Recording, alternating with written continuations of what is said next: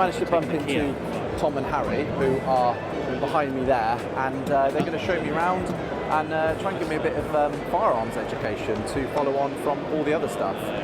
Alex has obviously submitted his firearms application, and what we are trying to do is educate him in the world of rifles, and at the moment discussing different action types available. So at the moment, talking about normal bolt-action rifles, we're also going to show him a Kiplau style rifle, because that's what I love, and then we're also going to show him a Blaser straight pull style rifle.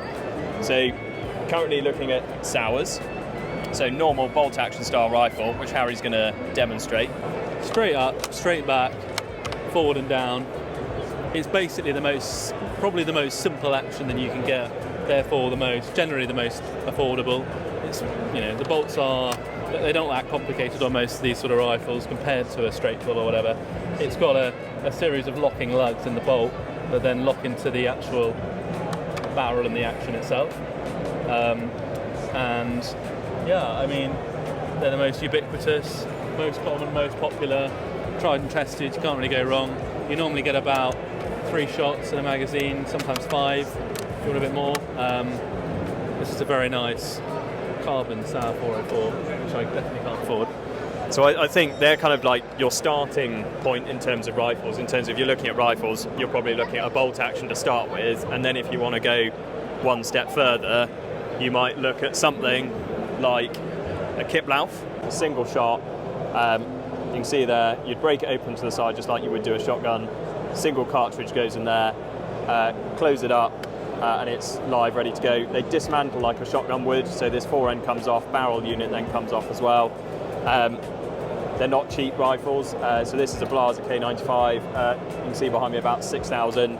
You can get cheaper equivalents, so Merkel make one starting about 3,000, and a couple of others make some cheaper versions, so I'm struggling to think who off the top of my head. As I said, they're probably not for your average stalker, if that makes sense. I think they're beautiful, lovely, incredibly lightweight, simple rifles. For me, this is something you'd hand down to your children, your grandchildren, etc. And the most important thing to remember is that you would never ever put a moderator on a rifle like this. It's just too elegant. You would never put a silencer on it. Which is why they don't screw cut them.